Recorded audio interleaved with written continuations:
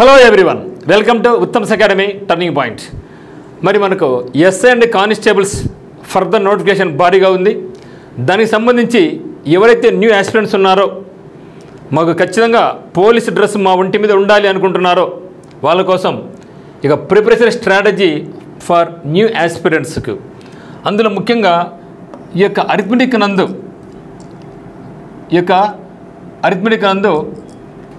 ఏ topics మీద చదవాలి, ఏ టాపిక్స్కి ఎక్కువ ఇంపార్టెన్స్ ఇవ్వాలి, మొత్తం ఈ యొక్క అరిథమెటిక్ వరకు మనకు ఎన్ని గంటలు పడుతుంది, ఎన్ని గంటలు ప్రిపరేషన్ కొనసాగిస్తే మనం ఫుల్ మార్క్స్ సాధించుకోవచ్చు, ఇవన్నీ కూడా ఈ యొక్క వీడియోలో మీకు క్లియర్ కట్గా చెప్తాను. అది కూడా ఏ టాపిక్ వైజ్, ఏ టాపిక్ ముందు చదవాలి, ఏది చదవకూడదు, ఎట్లా వరుసగా చదివితే మనకు బాగుంటుంది, కంప్లీట్గా ఇక్కడ మీకోసం డిస్కస్ చేస్తాం.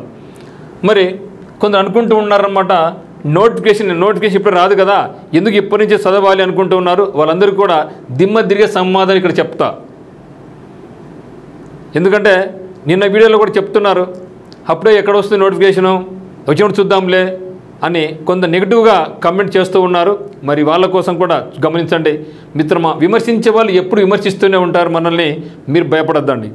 ఎందుకంటే మన లైఫ్ ఏంది, మన లక్ష్యం ఏంది, మన ఫ్యామిలీ బ్యాక్గ్రౌండ్ ఏంది, సిచ్యువేషన్ ఏందో మనకు తెలుసు. వాళ్ళకంటే ఇవన్నీ దృష్టిలో పెట్టుకొని తప్పితే ఎవరో వాళ్ళు చెప్పారు, వీళ్ళు చెప్పారు, నోటిఫికేషన్ రాదంట, ఇవన్నీ పక్కన పెట్టేసండి. నేను చెప్తున్నా 100కు 100% కాదు కదా, 100కు 200% నోటిఫికేషన్ అయితే వస్తూ ఉంది. ఆ తర్వాత వచ్చిన తర్వాత టైం ఏముండదు, జస్ట్ అట్లా కళ్ళ ముందర వస్తూ ఉంటుంది, చూస్తూ పోతుంటే మనకు మాత్రం అట్లే ఉండిపోతాం, మనకు కూడా వాళ్ళ కలిసిపోతాం. కాబట్టి మరి ఎవరైతే సిన్సియర్ ఆస్పిరెంట్స్ అయితే ఉన్నారో వాళ్ళ కోసమే ఇక్కడ నేను చెప్పడం జరుగుతుందన్నమాట. ఎందుకంటే ఇప్పటి నుంచే ప్రణాళిక సిద్ధం చేసుకుంటే కానీ మనం వచ్చే ఎగ్జామినేషన్కి మనం సిద్ధంగా ఉండం. సో సీనియర్స్ అంటారా, వాళ్ళు ఆల్రెడీ వీళ్ళు ఎక్స్పీరియన్స్ ఉన్నారు, వాళ్ళు ఆల్రెడీ 2-3 సార్లు ఎదురు దెబ్బలు తిన్నారు, వాళ్ళు కింద మంది ఇప్పుడు లేచినారు, ఎంత ఖర్చుందో వాళ్ళకి తెలుసు. కానీ ఇక్కడ మనం చేసిపోయేది అంటే న్యూ ఆస్పిరెంట్స్ ఎవరైతే ఎంటర్ అవుతున్నారు ఇక ఫీల్డ్కు, వాళ్ళకి చెప్తున్నా ఆషామాషిగా తీసుకోకూడదు. ఈ యొక్క ఎగ్జామినేషన్ను చాలా ఎక్కువ గంటలు పడుతుంది, అంత సిలబస్ ఉంది అంటే నేను మిమ్మల్ని భయపడించాలని కాదు, వాస్తవాలు మాట్లాడుతాండా. ఏదో వస్తుందిలే, ఏం కాదులే, 1 మంత్ చదువు అని చెప్పను, రియాలిటీ గురించి మాట్లాడకుండా ఈ యొక్క వీడియోలో. సో అంత వెయిటేజ్ ఇక్కడ మనకు ఉంది. మరి ముఖ్యంగా ఈ యొక్క అరిథమెటిక్ నందు ప్రిపరేషన్లో ఎన్ని గంటలు చదివితే మన యొక్క ప్రణాళిక కంప్లీట్ చేసుకోవచ్చు. ముఖ్యంగా గమనించండి, ఈ యొక్క ఎస్ఐ కానీ, కానిస్టేబుల్స్ కానీ, జైల్ వార్డర్స్ కానీ, డిప్యూటీ జైలర్స్ కానీ జాబు కొట్టాలి అంటే మీకు కీ రోల్ వహించేది ఒక అరిథమెటిక్ అండ్ రీజనింగ్ అని భావించండి. చాలా చాలా ఇంపార్టెంట్. ఫుల్ స్కోర్ చేసుకుంటాం. ఎక్కడైతే మీరు జిఎస్ టైం కేటాయిస్తారో అదే టైం ఇక్కడ అరిథమెటిక్ అండ్ రీజనింగ్ కేటాయిస్తే ఫుల్ మార్క్స్ వస్తాయి మన ఆస్పిరెంట్స్. సో డిప్యూటీ జైలర్స్ ఒకప్పుడు మన జోన్ 4లో మొత్తం 12 వేకెన్సీస్ ఉన్నాయి. సో 12 వేకెన్సీస్లో మనకి టర్నింగ్ పాయింట్ అభ్యర్థులు 9 మంది. So 9 members got deputy jailers jobs. అంటే అవుట్ ఆఫ్ 12లో 9 జాబ్స్ ఒక టర్నింగ్ పాయింట్ కడప నుంచి వచ్చే జోన్ 4లో. అంటే అటువంటి విధంగా ఇక్కడ ట్రైనింగ్ మీకు వేయడం జరిగింది వాళ్ళకు.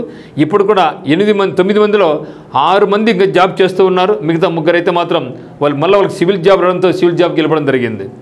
మిగతా 6 మంది కూడా డిప్యూటీ జైలర్స్గా అయిపోయినా ఇప్పుడు వాళ్ళందరూ జైలర్స్ కావడం జరిగింది.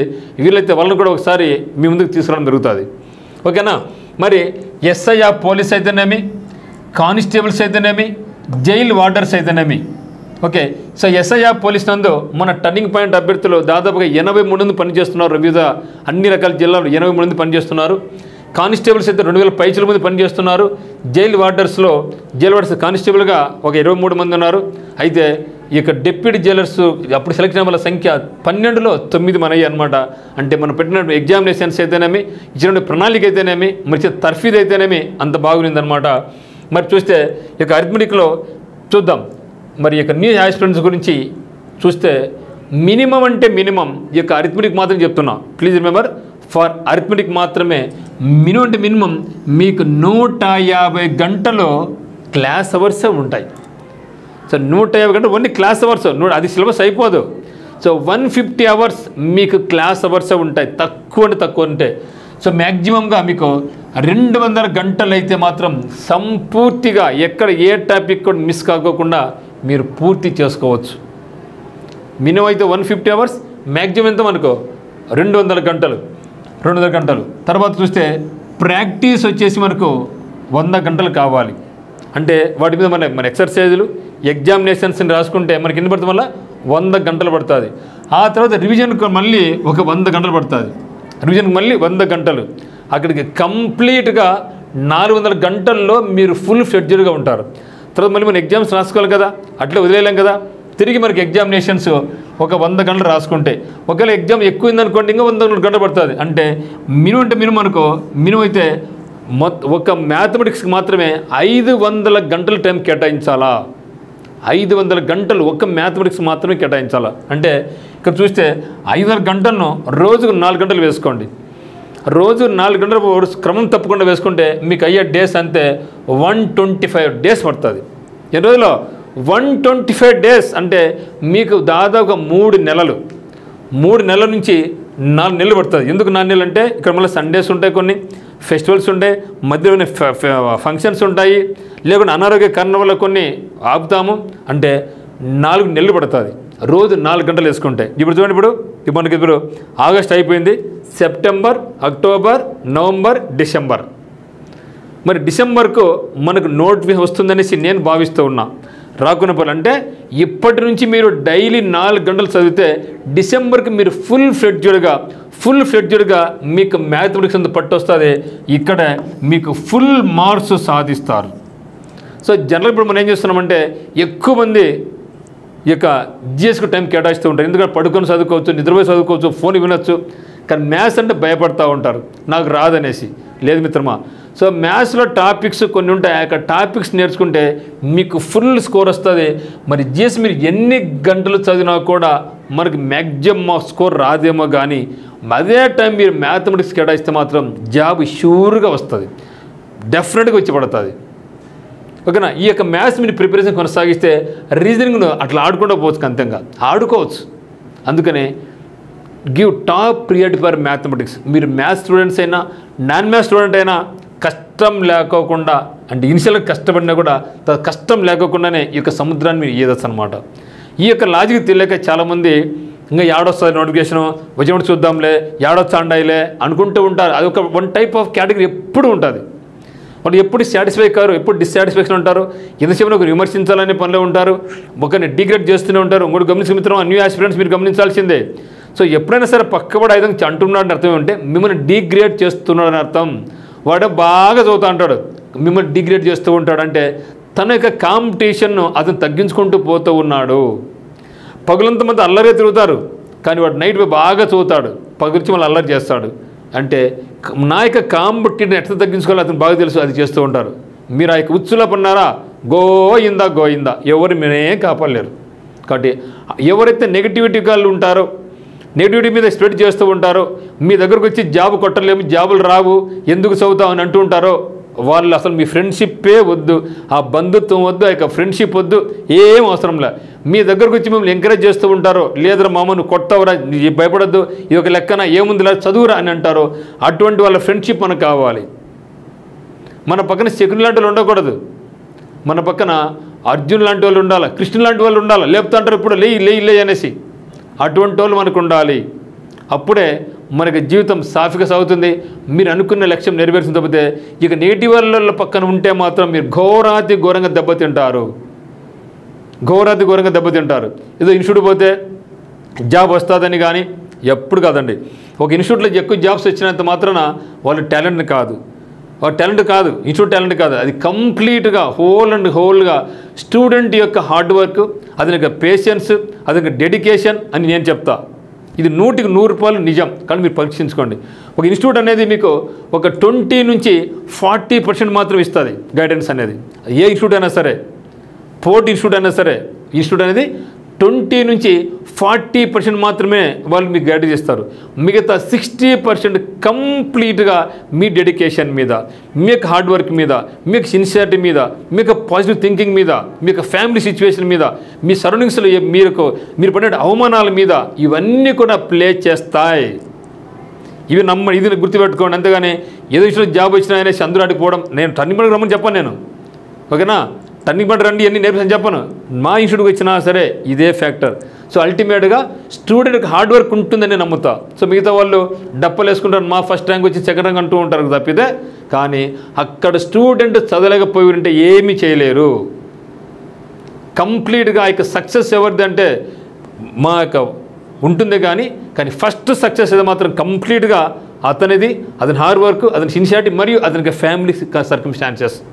ఇదన్నీ గుర్తుపెట్టుకొని మీ యొక్క ప్రణాళిక మీరు సిద్ధం చేసుకోండి. సో మీ లైఫ్ మీరే డిజైన్ చేసుకోండి.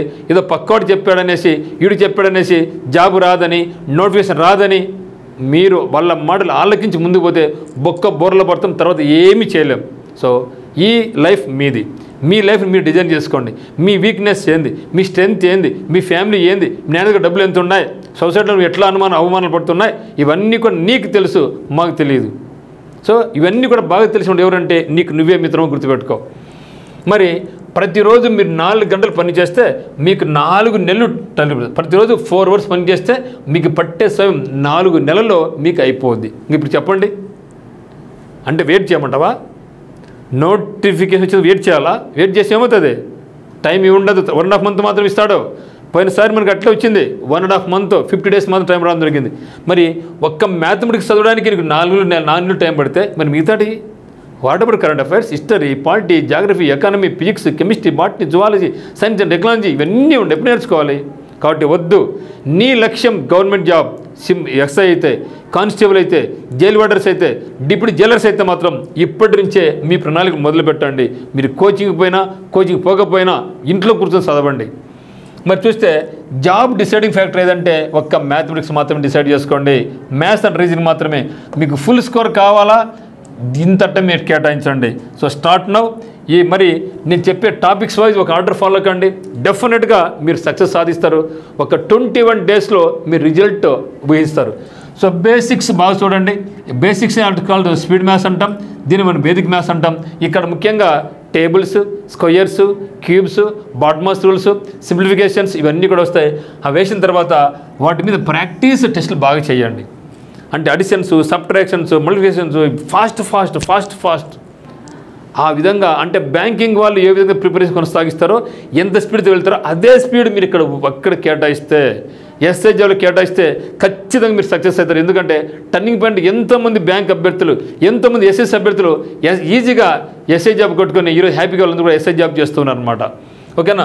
ఆ తర్వాత మీరు తెలిసిన పని ఉంటే ఎల్సీఎంఎస్ఎఫ్ అంటే మొట్టమొదటిగా మీరు బేసిక్స్ చేయకోకుండా, స్పీడ్ మ్యాచ్ చేయకుండా, వేదిక మ్యాచ్ చేయకోకుండా మీరు టాపిక్స్ పోతే బోర్లా పడతారు. ఎందుకంటే అది ఎట్లుంటుందంటే 100 మీటర్ల పరుగుకు ముందు ఎటువంటి ప్రాక్టీస్ లేకుండా పరిగెత్తుతూ ఉంటుంది. ఏమవుతుంది? ప్రాక్టీస్ ఉండదు, బోర్ల పడతాం, కూలిపోతాం. అందుకనే 100 మీటర్ల పరుగైనా, 1600 మీటర్ల పరుగైనా, హై జంప్ అయినా ఫస్ట్ మనం ఏం చేయాలి? వార్మప్ చేయాలి. సో వార్మప్ చేయకపోతే మొత్తం ఏముండదు. అందువల్ల వార్మప్ లాంటిదే మనకు basics, speed maths, Vedic maths. ఇది చేయకుండా మీరు ముందుకు పోతే మీరు ఎంత చేసినా కూడా నిష్ప్రయోజనమే, యూజ్లెస్ ఎఫర్ట్స్ అని చెప్తాను నేను. అందువల్ల మీరు మ్యాథ్స్ కావాలంటే ఫస్ట్ టాపిక్స్ పోగా మిత్రమా, ఫస్ట్ మీరు చేయాల్సిందే మనకు ఏంటివి వార్మప్ లాంటిది. ఒక రన్నర్, ఒక అథ్లెట్ ఒక రన్నింగ్లో పోయినప్పుడు అతను ముందు ఏ విధంగా అయితే అట్లా ఇట్లా ఉంచుకుంటూ పోతాడో, మంతకింద క్రికెట్ని చూడండి, క్రీజ్లో పోయే ముందుగా అట్లా ఇట్లా ఊరుకోకపోతే బాడీ ఫ్రీ చేసుకుని పోతాడు. అటువంటిదే ఇది చేయకుండా మాత్రం మీరు ముందు పోమాకండి. ఆ తర్వాత most important LCM and HCF. దీని తర్వాత మనకు తెలిసిందంటే నెంబర్ సిస్టమ్ను బాగా వేయాలి. నెంబర్ సిస్టమ్ చాలా ఇంపార్టెంట్. ఇక నెంబర్ సిస్టంలో సింపుల్ బేసిక్ ఫార్ములాస్ అన్నీ వస్తాయి మనకు. A+B² A-B² A² A+B² ఎన్ని ఫార్ములాస్ వస్తాయి. ఆ ఫార్ములాస్ మీద ఎటువంటి మనం అప్లికేషన్స్ మనకు ఉంటాయి అవి నేర్చుకోవాలి. Number system. ఆ తర్వాత మనకు ఆల్జిబ్రా. సో ఆల్జిబ్రా కూడా చాలా సింపుల్గా ఉంటుంది మిత్రమా, మీరు ఊహించుకున్నంత కష్టంగా ఉండదు. ఆల్జిబ్రా కూడా సింపుల్గా ఉంటుంది. అన్నీ కూడా ఒక మెథడ్లో ఉంటాయి, ఒక టైప్లో ఉంటాయి, షార్ట్ కట్స్ ఎక్కువ ఇక్కడ ఉంటాయి.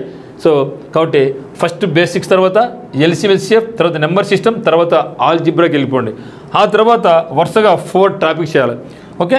అయితే మీరు గమనించండి, మీరు పూర్తిగా ఇక్కడ అవగాహన వచ్చినంత వరకు నెక్స్ట్ టాపిక్ పోమాకండి. ఇది నా సిన్సియర్ రిక్వెస్ట్. కంప్లీట్గా నాకు బేసిక్స్ మీద మంచి పట్టు వచ్చింది అన్న తర్వాతనే నెక్స్ట్ టాపిక్ వెళ్ళిపో. ఆ తర్వాత గో ఫర్ ఎల్సీఎం. ఇక్కడ మీకు మంచి పట్టు వచ్చిందంటేనే నెక్స్ట్ నెంబర్ సిస్టమ్కి వెళ్ళిపో. సో నెంబర్ సిస్టమ్ మీద మంచి గ్రిప్ వచ్చిన తర్వాతనే గో ఫర్ ఆల్జీబ్రా. సో ఆ విధంగా ఏ టాపిక్ అయినా సరే మీకు అక్కడ అన్ని మోడల్స్ ఎగ్జామ్ చేసిన తర్వాత, రివిజన్ చేసిన తర్వాత, వాటి ఎగ్జామ్స్ రాసిన తర్వాత, ఫుల్ తరో అయిన తర్వాతనే నెక్స్ట్ టాపిక్ పోలే అంటే పోగాక. అసలు కొన్ని టాపిక్స్ మనం మిగిలిపోయినా పర్వాలా, ఏ టాపిక్ మీద అయితే మనకు మంచి పట్టుందో అది చేసినా సరిపోద్ది మనకు. ఓకేనా? సో ఆల్జీబ్రా తర్వాత గో ఫర్ పర్సంటేజెస్. ఇది చాలా ఇంపార్టెంట్. దీన్ని కింగ్ ఆఫ్ అరిథమెటిక్ అంటాం పర్సంటేజ్. ఎందుకంటే ఆ పర్సంటేజ్ని బేస్ చేసుకొని మనకు సింపుల్ ఇంట్రెస్ట్ డిపెండ్ అయి ఉంటుంది, కాంపౌండ్ ఇంట్రెస్ట్ డిపెండ్ అయి ఉంటుంది, ప్రాఫిట్ అండ్ లాస్ కూడా డిపెండ్ అయి ఉంటుంది.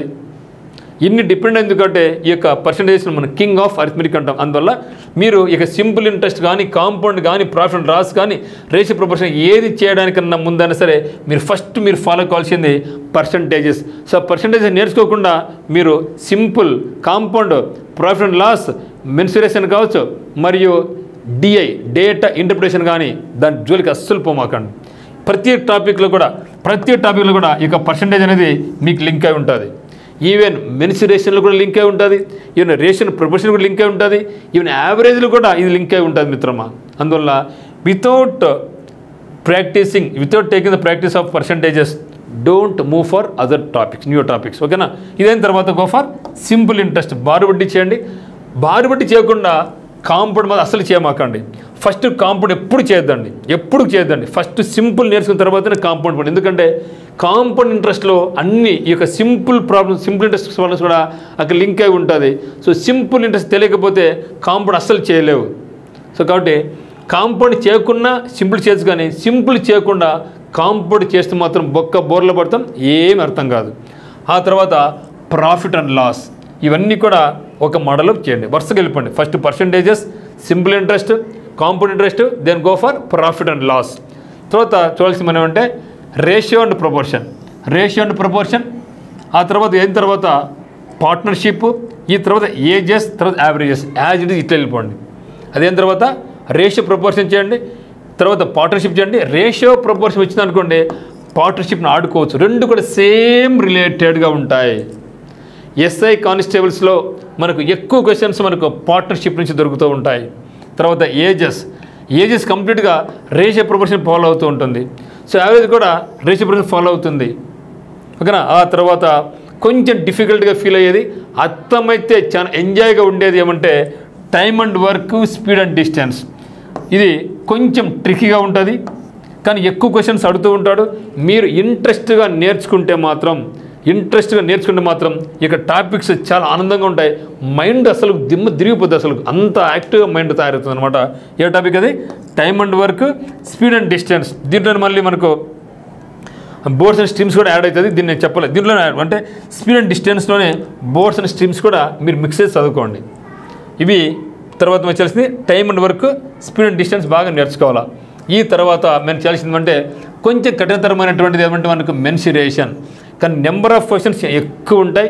మెన్సురేషన్ చాలా ఇంపార్టెంట్ రోల్ వహిస్తుంది. ఇక్కడ మ్యాక్సిమం వెయిటేజ్ మనకి ఉంటుందన్నమాట. కానీ నాన్ మ్యాథ్స్ స్టూడెంట్స్ ఇక్కడ చాలా స్ట్రగుల్ అవుతూ ఉంటారు. మ్యాథ్స్ స్టూడెంట్స్ అయితే మాత్రం ఈజీగా ఫీల్ అవుతారు. కానీ గమనించండి, మీరు మ్యాథ్స్ స్టూడెంట్ అయినా, నాన్ మ్యాథ్స్ స్టూడెంట్ అయినా 10th క్లాస్ దాటిపోడు.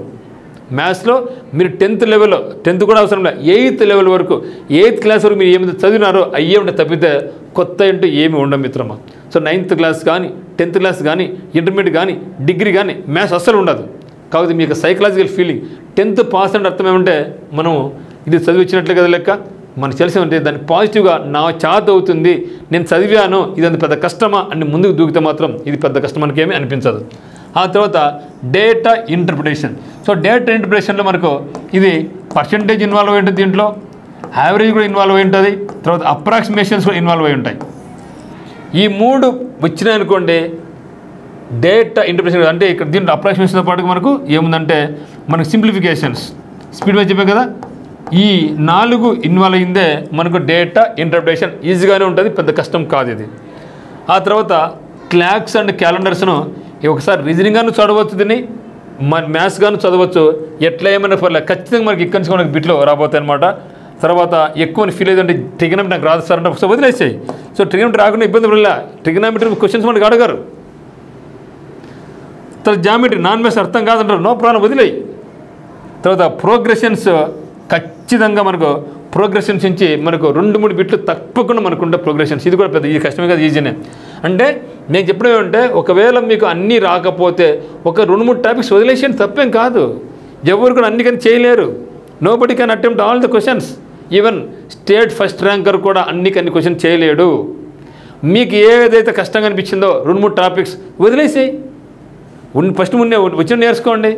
ఆ తర్వాత మీకు టైం ఉంటే నేర్చుకోవాలని వదిలేసేయి. సో టైం అంతా టైం మనకు ఉండదు, టైం అసలు ఉండే ప్రసక్తి లేదు మనకు. కాబట్టి ఇనిషియల్గా వదిలేసేయి.